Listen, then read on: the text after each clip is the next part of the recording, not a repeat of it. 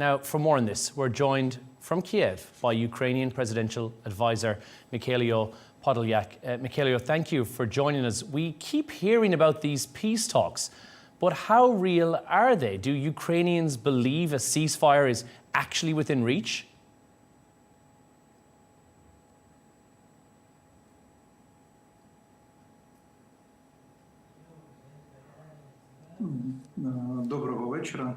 Good evening. Of course, there's no realistic peace talks because Russia is not interested in peace talks, and they continue attacking civil population, and they are changing their tactics of the war, and they are more concentrated on attacking the centers of large cities, attacking the civil infrastructure. And to protect from this, Ukraine needs to receive more weapons in different formats, maybe purchasing this weaponry from the West, and we need to weaponize our people. And again, Russia doesn't seek to cease the fire, and most probably they won't do that. And again, we need to introduce more sanctions. Russia should be stopped from earning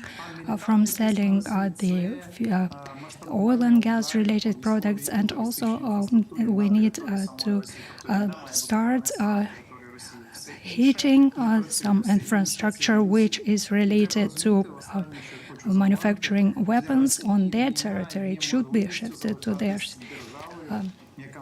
territory, and it cannot be one of the countries which is influencing the world processes, and it's the questions of their subjectivity, and which is based on their war efforts.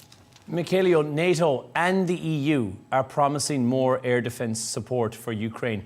Will Ukraine be getting long-range missiles? Will you be capable of reaching Moscow?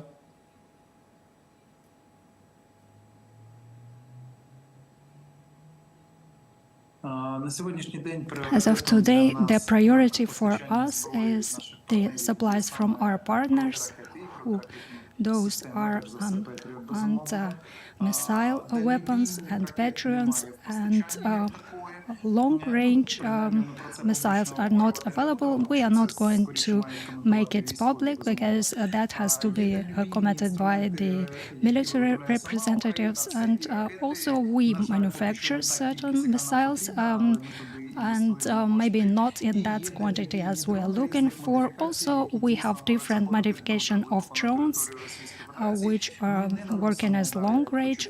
We don't hit any civil infrastructure or civil population, and it makes no sense to us. But we are trying to hit some defense manufacturing facilities, and we are manufacturing.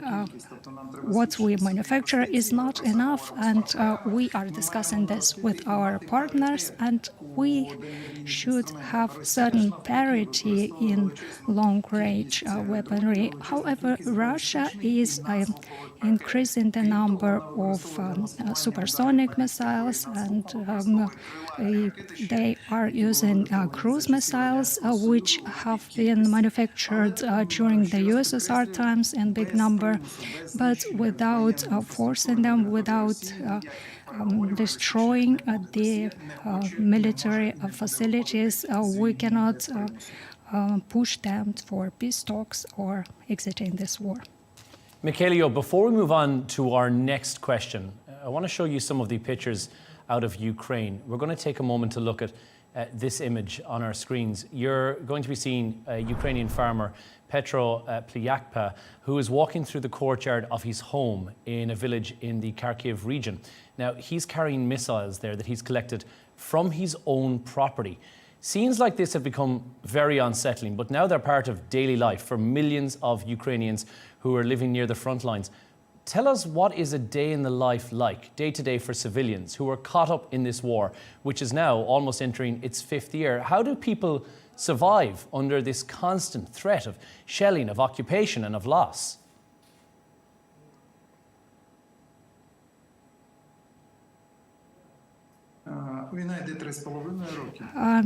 Yes, the war lasts for 3.5 years, and Russia doesn't look to cease this war. And without Russia, there's no war without Russia. And we need to defend our sovereignty, our subjectivity, and our territory. And it's quite difficult. Without this, people cannot plan their life. And the war keys the strategic planning for the country and for the people. However, we have no choice, and Russia has come to kill us in a massive range, and it has been over than 3 years. And they believe that they want to obliterate Ukraine as it is, cease its existence, and mostly they want to plant their rule on our territory and to destroy and anything what is Ukrainian. Therefore, our people realize that, and they understand this war is not something really you want to fight or not. This war is of a defensive character and protecting their homes for family. We have no choice, and we need to continue being resistant, and the defensive concept has been changed, and we are restructured our defense industry, and this is the war of the fifth generation. And again, 3.5 years, we have been quite effective in our resistance, and that Russia has suffered certain losses proves that we are improving and changing. We're also seeing Kiev's mayor, Vitaly Klitschko, who is saying the US is waiting 50 days. Why is it taking so long to impose these tariffs? Do you think Washington needs to be tougher? Do you think action needs to be taken now and not later?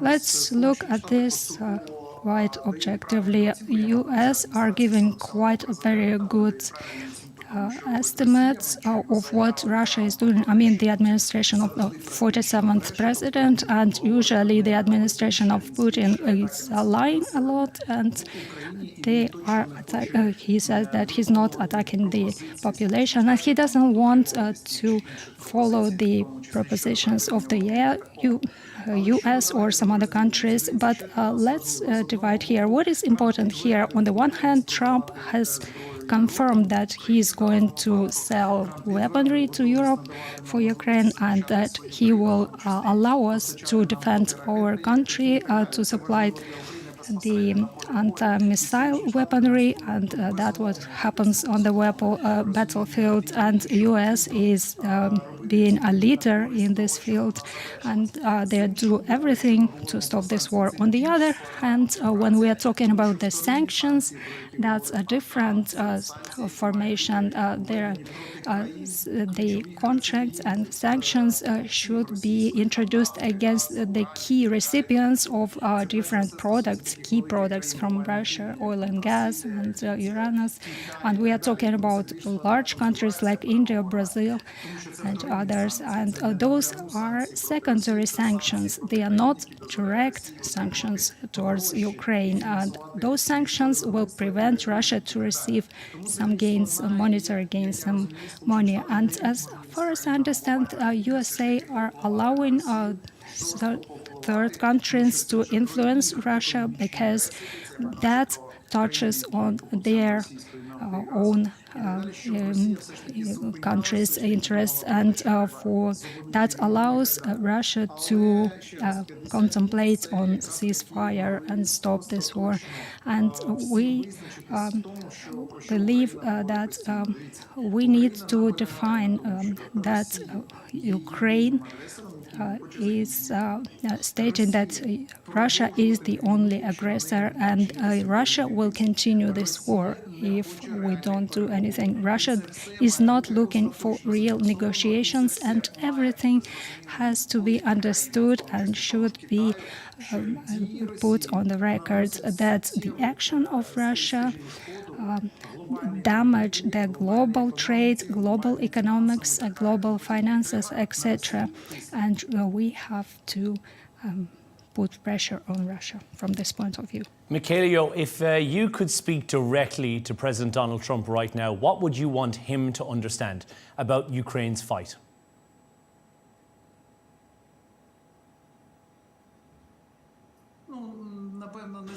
Well, maybe it's not my place to speak directly to Donald Trump, because our president is holding talks, and with Donald Trump they're putting accent and highlight on the major points. And on the first place, Russia is not capable for ceasefire. Putin will not stop the war, and we need to make our partners to understand our key points, and we need to push on the sanctions, and we need to increase the number of weaponry supplied to Russia. We need long-range weapons, and because we need to shift the war also to the Russia's territory. Also, something has to be added. Russia will be able to stop when the cost of this war will be higher, because the continuing with this war is more profitable and beneficial for the Russia rather than stopping, and that's from the point of their internal economics, and also from the monies they are putting in this war and for servicing and this war, and brings them more profit. And when we will apply pressure to Putin's surrounding people, that is very important. And also, I would like our partners, Americans, to understand Russia is not considering USA as a potential partner. They are considering USA as an opponent or an enemy. They will not work with the USA, and they are interested to make the US look weaker and to damage their reputation say, President Trump. And Putin is putting his efforts a lot to do that. Mykhailo Podolyak, thank you so much. The advisor to the head of the office of the President of Ukraine, Volodymyr Zelenskyy, in Kiev. Thank you for joining us. Appreciate your input.